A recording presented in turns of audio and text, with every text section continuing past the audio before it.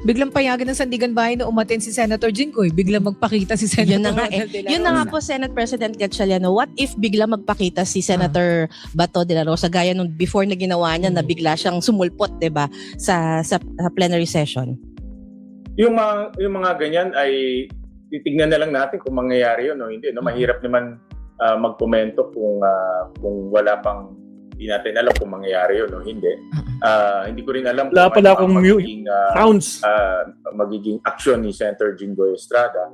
So it really depends kung ano magiging action niya. But for now, gaya ng sinabi mo, Nifa, suspended siya. But hindi ko alam kung ano yung magiging susunod na mga action niya. Tsaka pag dumating man si Senator Bato, kailangan niyang manumpa kasi hindi siya kasama dun sa nanumpa as Senator Judge, di ba po? Wala siya noon noong 18. Correct. Correct. Okay. Enzo Recto, kalaban ang katiwalian at kasinungalingan, kakampi sa katotohanan at kabutihan. Ano mangyayari? Tingnan natin. Sa una, pinag-usapan namin ni isa ko na unahin namin itanong sa inyo, yung kung okay lang sa inyo, SP, tungkol sa impeachment trial.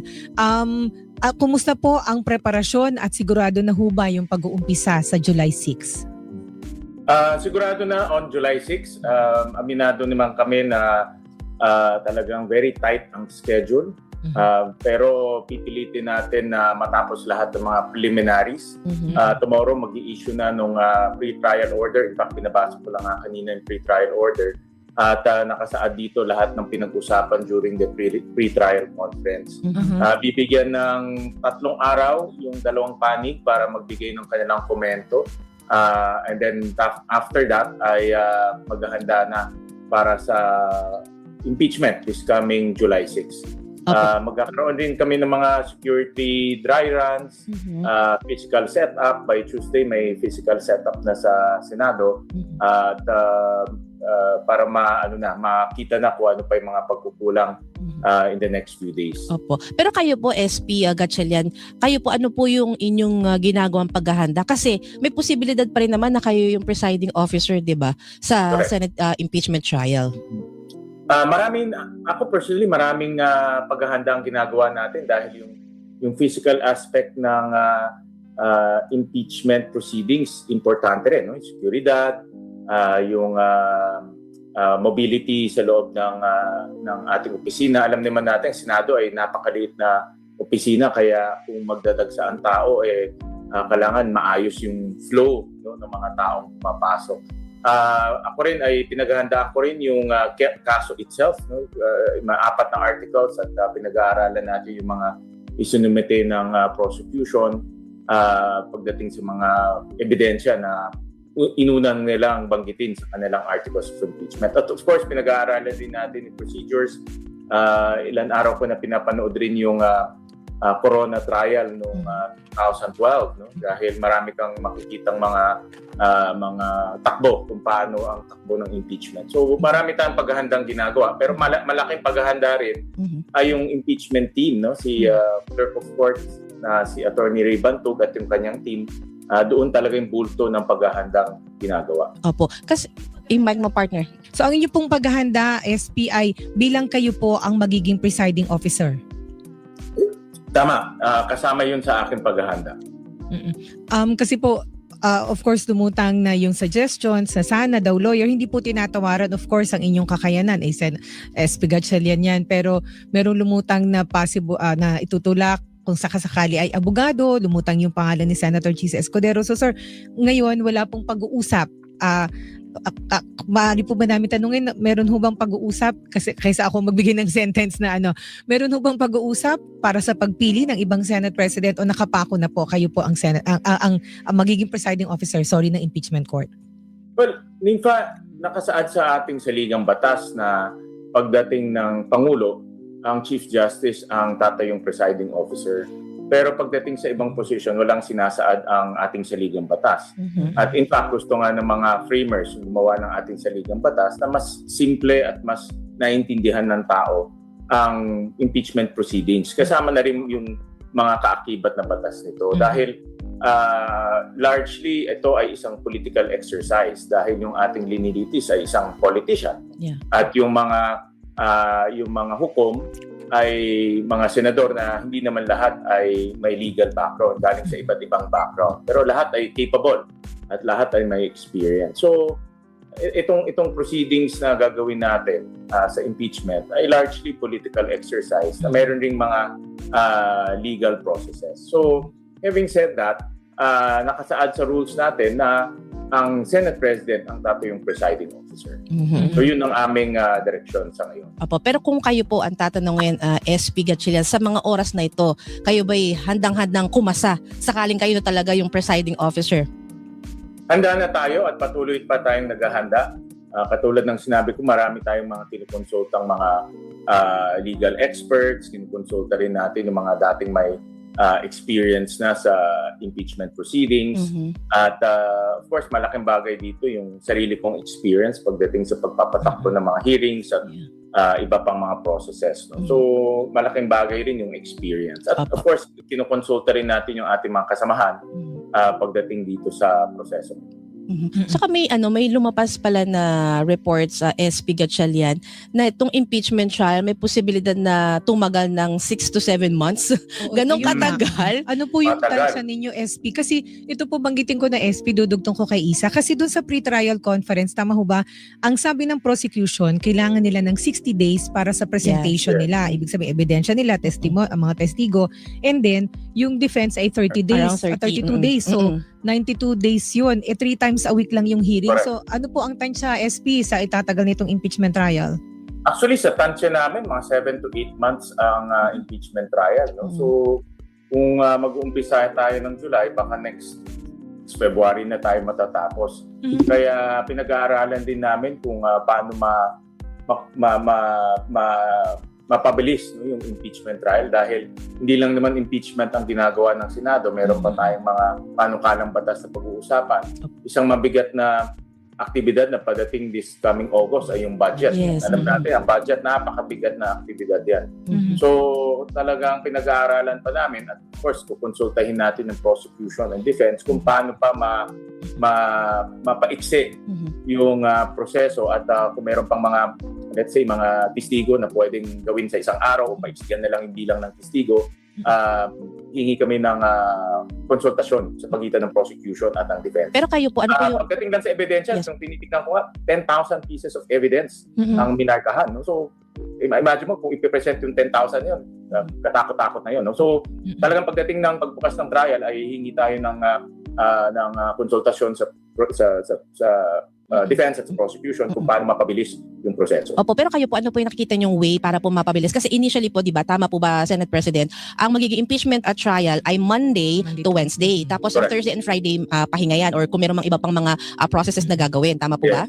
Oo, tama. Kasi hindi lang naman na yung trial ang magiging bulto ng aktibidad kasi magsasubmit yun ng mga memos, siyempre pag-aaralan din namin mga ebidensyang lalabas, pag-aaralan din ng mga testimonies ng mga testigo. So talagang kailangan ng mga senador ng oras para pag-aralan ito. Dahil sa pagtakbo ng proseso, may lalabas yun ng mga bagong testimonya, may lalabas yun ng mga bagong ebidensya.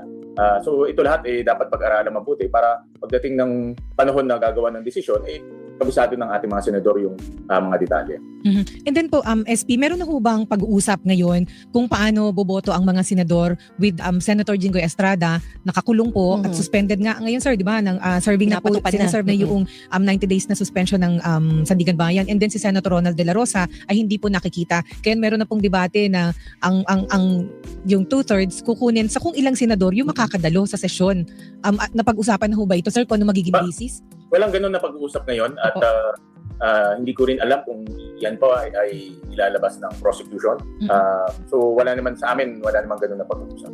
So ibig sabihin po, SP, sa ngayon po, ano po yung inyong pananaw o tindig dito, sir? Paano po bibilangin yung pagboto para sa conviction? Kasi 16 kasi. yung sinasabing 16. Ako personally, ang aking prinsipyo ay laging sundan kung ano nakasaad sa ating saligang batas. At nakasulat sa ating saligang batas, malinaw na 2/3 of all members. At yun ang aking, personally, yun ang aking prinsipyo na sundan. So kailan po didesisyonan o kailan magiging justiciable kumbaga yung pong issue sa pagbilang ng boto? Kung kakasama ho ba sa Apo? Well, depende yan. In fact, kung may magtatanong, kung ang prosecution or even defense actually for that matter ay bring up yan. Depende kung yan ay magiging issue o hindi. Tsaka Kasi kasi, ngayon, lahat ito ay usap-usap lang sa labas ng trial proper. Opo.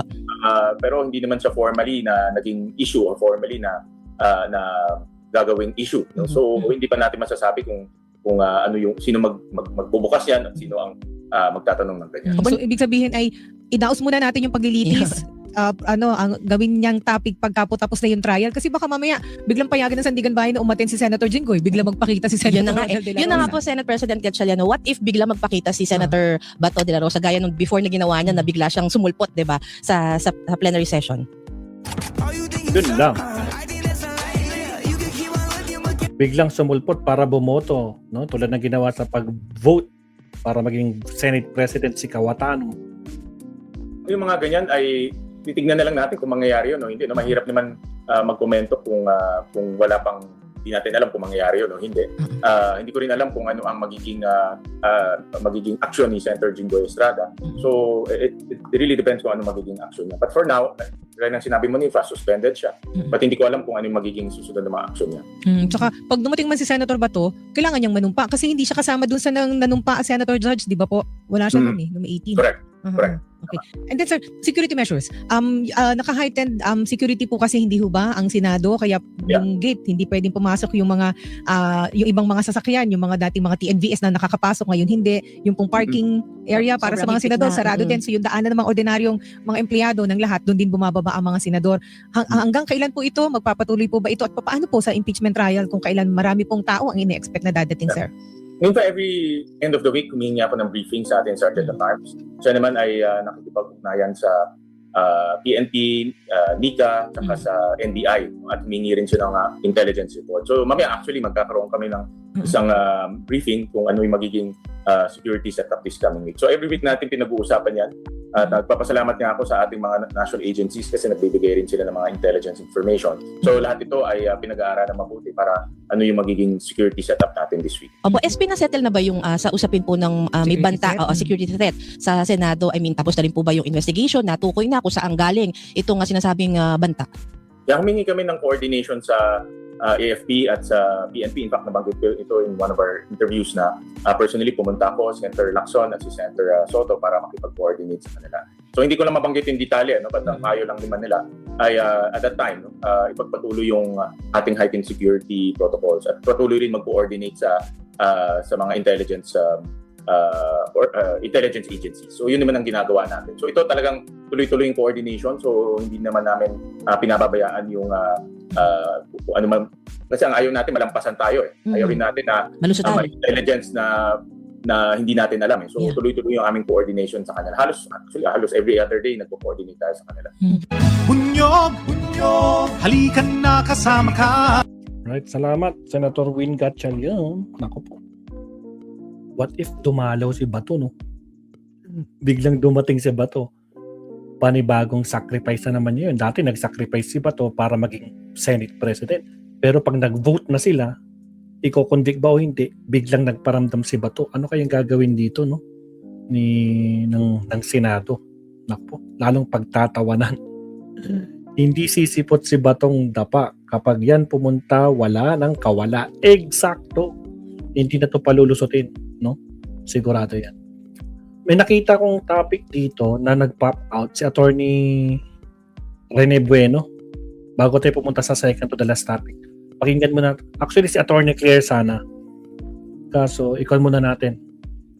Mas maiksing mag-vlog si Con eh. Mga 10 minutes lang pag si Attorney Rene Bueno. So, countdown muna tayo. Sigit natin si Attorney.